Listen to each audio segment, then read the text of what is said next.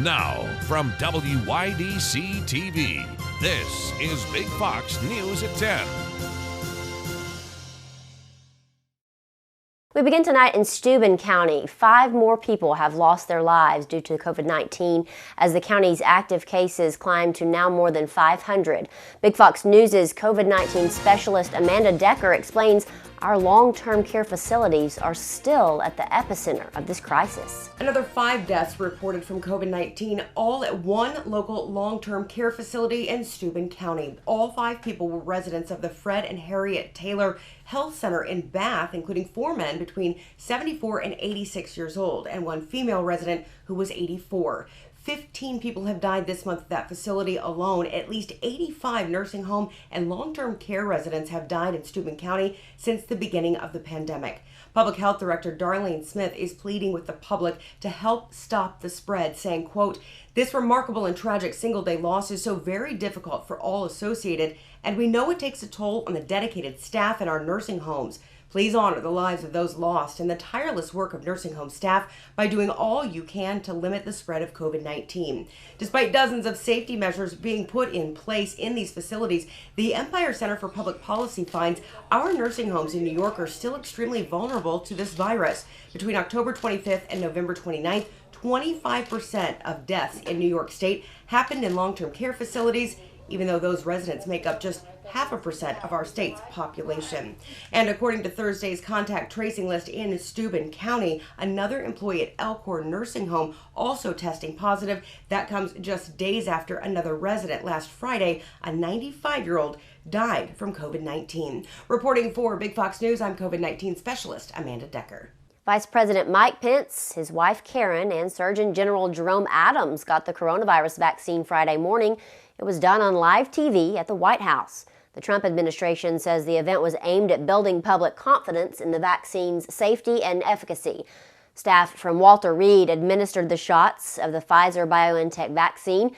Pence called the speed of producing a vaccine a medical miracle and called it, quote, the beginning of the end of the coronavirus pandemic. New models for COVID-19 project deaths will be even higher than predicted even just a week ago. The University of Washington expects 562,000 Americans will die from COVID-19 by April 1st. That's up significantly from the prediction it made last week when it forecast 502,000 deaths by that same date. The model from the Institute of Health Metrics and Evaluation says the increase is due to surges in cases and deaths, with particularly large increases in California. IHME says the current vaccination rollout could save more than 34,000 lives by April 1st. Walgreens has begun vaccinating people in long-term care facilities. The retail pharmacy began giving Pfizer-BioNTech's COVID-19 vaccine to residents and staff at facilities in Ohio and Connecticut on Friday. According to a news release, Walgreens team members will administer the vaccine in approximately 800 long-term care facilities across 12 states. Starting next week. And they will continue to expand vaccinations to 35,000 long-term care facilities that selected Walgreens as their vaccine provider. Breaking news out of Steuben County, where the district attorney announced charges against members of a local sex trafficking ring. Matt Kleindienst is in Corning to break down who was arrested. Good evening. The district attorney announced the arrest of 5 men from Steuben and Chemung counties for their role in sex trafficking. One of those arrests includes a Corning representative of the Steuben County legislator.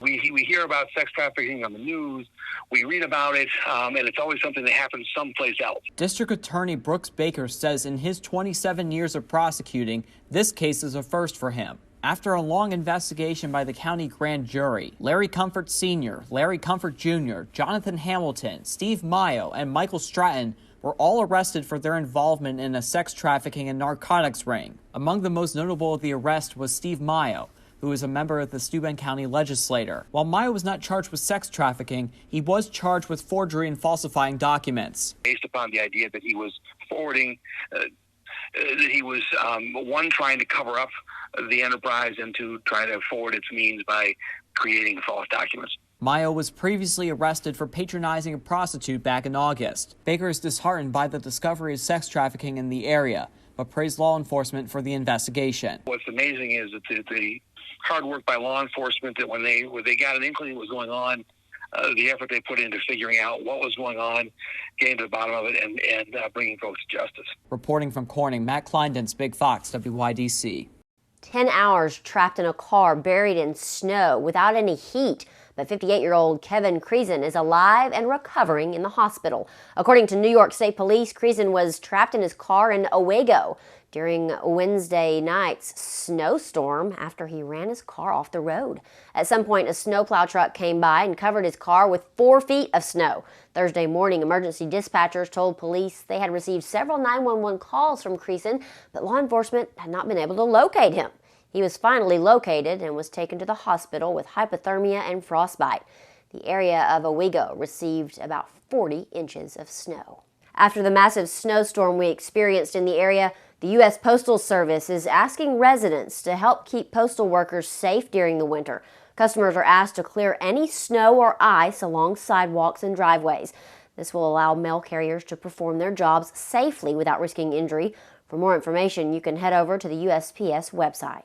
Fear of eviction is a widespread problem during the pandemic. The federal eviction moratorium is expiring, and come January, payments will be due for thousands of renters. But for many people out of work, a hold on evictions was their only saving grace, and minorities are being hit the hardest. Nick Valencia reports. I gave them the case number. Like so many others behind on their rent, Jasmine Cruz says she's living on borrowed time. A federal halt on evictions is set to expire December 31st. Cruz, a single mother who owes her landlord 2 months of rent, was recently issued a warrant to pay it. Every day she wakes up expecting to be evicted. I'm 25 years old. I'm a single mother, and I try on my own. Off of like one income, it's not easy. I've been struggling. Now, with a 2-month-old son, no job, and unable to pay for childcare during the pandemic, she looks after her son full-time. With nowhere else to go and no one to count on, Cruz came here to the Thrive Resource Center. Operated out of a makeshift office in an apartment complex, Monica Delancey helps those in Atlanta who are at risk of being evicted. All are either black or Latino, and Delancey knows their story well. They put me out last year, year to the date, with the Christmas tree on a cold day like this. With the Christmas tree.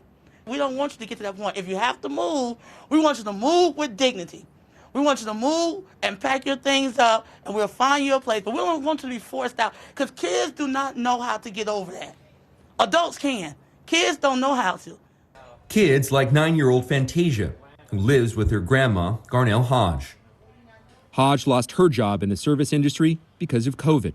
You got this on your door. Last week, Hodge says Fantasia started to realize how bad things were when the family got an eviction notice. I also don't have anywhere to go because places are so high and I don't have much income.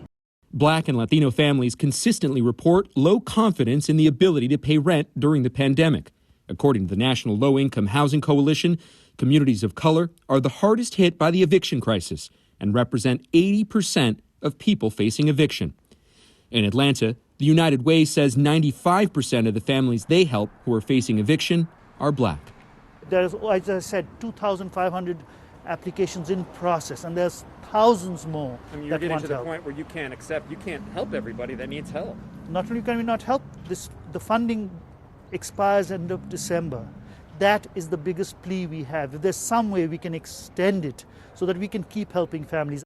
The U.S. Supreme Court has thrown out a challenge to President Trump's plan to exclude up to 10.5 million undocumented immigrants from the census count. The census is used to determine how many seats in Congress and electoral votes each state gets. The court said the challengers, a coalition of states led by New York and immigrant rights groups, did not have the legal injury necessary to bring the case. It said that's because the government has not yet said which individuals it seeks to exclude. The 3 liberal justices on the nation's highest court dissented. With the lights on Broadway dark, one enterprising New York stagehand has a new cool job. You might say he's gone from show business to the snow business. Jennifer McLogan reports. I like to keep telling my wife that I'm overwhelmed. Brian Sapphire never expected much this Christmas. I'm a stagehand with Local 4, and when the pandemic hit in March, we all got laid off. laid off and now inventing ideas to make the season bright. Holidays are around the corner. I went on a limb. I was like, you know what? There's snow coming. Swallowing his pride, Brian put an ad on the I Love Malvern social media page, offering to salt, sand, shovel, clear cars or snow blow driveways and sidewalks in the community. 90-year-old Virginia Line jumped at the chance. I'm very proud of him because he's working very hard. I've lived in Malvern for 61 years, and I love Malvern, and we all help each other. Without a job, unable to pay the rent, Brian and his wife had to leave their home in Babylon, but doors immediately opened here in Malvern. My mother-in-law, who took us in with open arms. Sharing their surprise, Brian and wife Bridget are due with their first child in March. Can't come soon enough. We're having a little girl, so I'm over the moon for it. Meantime, snow-clearing messages galore. Brian can't keep up, enlisting 2 laid-off stagehand union buddies to share the work. The amount of people that are trusting me to come to their house and shovel them, I have nothing to say except thank you. I wish I could reach everybody that wanted me to come out. They're coming in from all over Long Island. With more than 70 snow hiring offers and growing, Brian says this storm became an unexpected emotional burst of joy and will make a real difference. Still ahead tonight, hundreds of patients who would otherwise be battling COVID-19 in hospital beds are now getting better at home. We're freeing up hospital beds for the most sick patients, and then those other patients get to recover in the comfort of their own home with their loved ones. Hear from one COVID-19 patient who was given the option to recover from home, and the at-home services now being provided to patients suffering from the virus.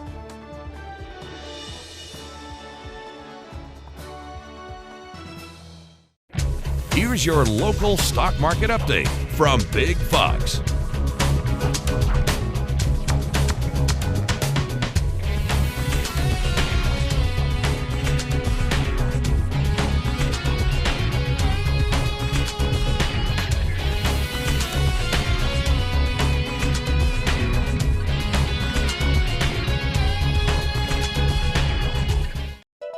Now, your Twin Tiers forecast from Big Fox. Tonight's Big Fox forecast is brought to you by William Mattar. Good evening, everyone. I'm meteorologist Kim Walker with your weather update. Ice will be a concern as we head into the next few days. We picked up so much snow, it's going to take a while before it all melts, but we are expecting temperatures to be above freezing for the upcoming days, and then overnight lows will drop down to below freezing. So black ice, definitely a concern, not only for your Saturday, possibly into Sunday and early next week. So here's a look at your forecast for temperatures for the next 24 hours. We're going to start off with single digits. Obviously, there's going to be ice on the roadways, and then as we head into your noon hour, temperature readings will be very close to freezing. I'm expecting there will be some melting by the late morning into the afternoon, and then by around 5 o'clock, those temperatures will be diving back down to freezing or below that, and so all that moisture will refreeze, and so that will form some ice on the roadways. So if you're going to go shopping or running errands, you definitely want to allow yourself a lot of time and just leave a lot of space between the car and in front of you and you. So we're going to stay dry tomorrow. We are going to see a lot of cloud cover, but there will be some peaks of sunshine. But notice to our west what's showing up as blue and green. That's the precipitation that will be headed into our area by Sunday. So here's a look at your future radar for the next 24 hours. I'm expecting just a few passing clouds, maybe some of those clouds thicken up by the end of the day. By 6 o'clock in the morning on Sunday, snow will be moving in, and it will be off and on during the day. So around 9 o'clock, there could be a mix as those temperatures warm up a little bit, and then a little bit more snow as we head into the 3 o'clock. So this activity will continue into the evening, but around 6 o'clock, I think we're really going to taper down, maybe just a few flurries at around 9 o'clock. But overall, I think this will all end. For those of you who are wishing for a white Christmas, it looks like your wish could come true on Christmas Day. There's going to be a couple of systems that come through. Not only are we going to see a white Christmas, possibly but those temperatures will be diving down by the end of next week. We'll take a look at that in your 7-day forecast. But for tonight, single digits, Corning, Elmira, and Bath, about 14 degrees in Hornell, partly cloudy skies.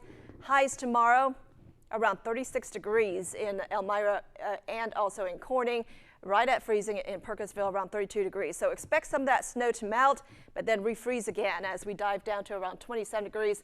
40s possible early next week. Again, we do have those snow showers on Sunday. And then take a look at this. We're going to enjoy a nice warm up with highs in the 40s on Christmas Eve and then on Christmas Day.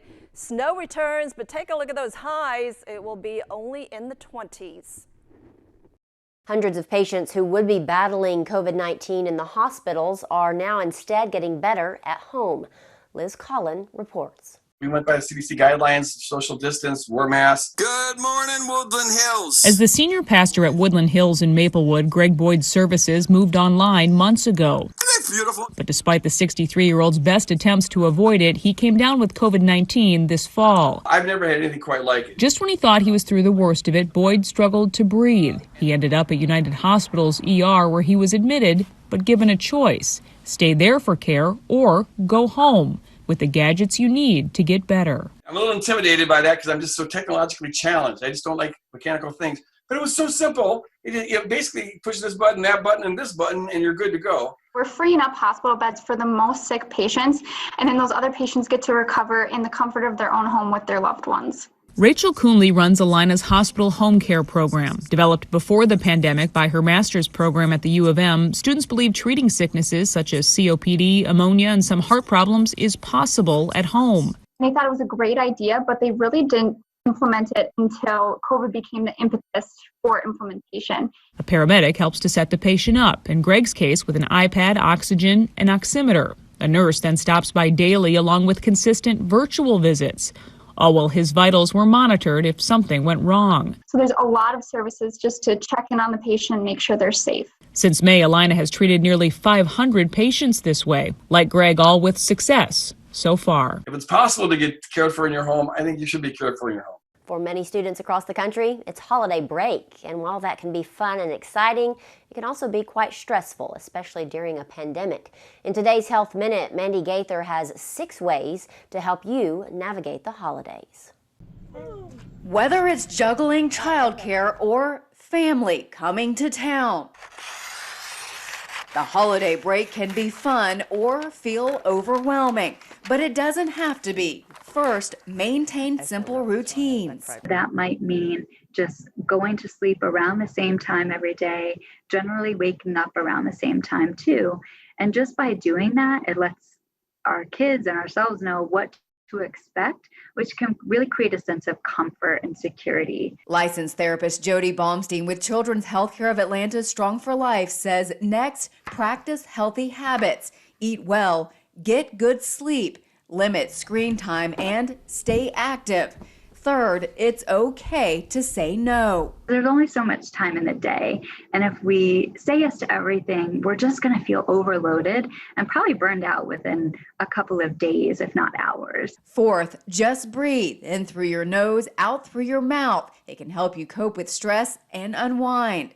Fifth, get creative. Maybe start a new tradition. Instead of thinking about all the things we can't do, we can really use it as an opportunity with our family to embrace change and think about what we can do instead. Finally, stay connected to family and friends you can't see because of the pandemic. Instead of just having a regular phone call, consider turning it into a FaceTime or a Zoom. For today's Health Minute, I'm Mandy Gaither. It's one thing to drop a cell phone, but this was a doozy. An iPhone went into free fall from the window of a small plane. Jeannie Mose reports it survived to tell the tale by recording its adventure. The next time you drop your cell phone, think of this guy. Talk about a dropped call. Seems like people delight in destroying iPhones, shredding them, drowning them in milk, piercing them with nails. But Brazilian documentary maker Ernesto Galeotto wanted to use his phone, not lose it, as he shot the beaches of Rio de Janeiro. But when he took one hand off, the phone took off Ernesto got a little annoyed. Here's how it looked from the phone's point of view. A blurry, spinning 19 seconds later, the iPhone 6 landed. Amid the beach grass, the next day, Ernesto used the Find My Phone app and actually found it. You'd say thank you too if your phone fell out of a plane and still worked with only minor damage to the screen protector and case. Jealous Twitter users complained, I could just look at my screen and it cracks, but I dropped mine into a urinal and it dies. Jimmy Fallon showcased the survival story. The iPhone 6 slipped out of his hand. That's crazy. I mean, who the hell still has an iPhone 6? It turns out you can take aim and shoot an iPhone, but drop it from a plane and it's still not shot. Ernesto won't have to ask Santa for a new one, but Santa should hold tight onto his while aloft in his sleigh. Ginny Most, CNN, New York. The next time you're craving a Whopper, you'll be able to find a Burger King and order through Google. The burger giant says it's collaborating with Google, and it's a response to changing consumer behavior during the pandemic. Starting Monday, customers will be able to order food for both delivery and pickup from more than 5,000 Burger King restaurants across the U.S. via Google Search, Maps, and Pay. The fast food chain says Google has become one of the go-to places for people to learn about restaurants, menus, opening times, and locations. 'Tis the season for lots of Santa sightings, and he may show up in places you may not expect. Steve Naness has more in Take a Look at This. Santa Claus and one of his helpers are getting a head start on their deliveries this year. They dropped off sacks full of treats and blankets to the furry friends in need of a home at the Riverside County Department of Animal Services in California. They deserve a good holiday just like anybody else. Reminding us that everyone, even animals, enjoy Christmas surprises. And the Salvation Army in South Dakota was surprised when they discovered that someone dropped a gold coin worth nearly $1,800 into one of its kettles. The generous donation was given outside of a Walmart in Rapid City. The generous donation will help about 6,000 people, which means so much to the organization, especially this year. And Christmas lights and decorations are likely on display in your neighborhood, but one of the most incredible holiday collections can be found in Denver, Colorado, inside the home of James and Megan Ray. The couple owns more than 7,000 Santa figurines, plates, candles, basically anything with a Santa on it. The collection fills their 1,200 square foot basement from floor to ceiling and even overflows into their garage. Their favorite figures make it upstairs for the holidays. The collection was started years ago by James's late father. The couple says they've kept adding to the collection as a way to remember him. For Take a Look at This, I'm Steve Naness. We want to leave you with a smile tonight. It's time to show off your ugliest Christmas sweater. Today is National Ugly Christmas Sweater Day. The special day was started in 2011 as a way to lighten up the busy holidays. It's grown more popular every year and is now celebrated worldwide. Ugly Christmas sweaters can be fun, cute, or even a little naughty. A variety of them are sold in stores and online, but it's also easy to create one yourself. Just grab an old sweater and embellish with ribbon, tinsel, bells, lights, or ridiculous characters. Thanks for joining us. Have a great night.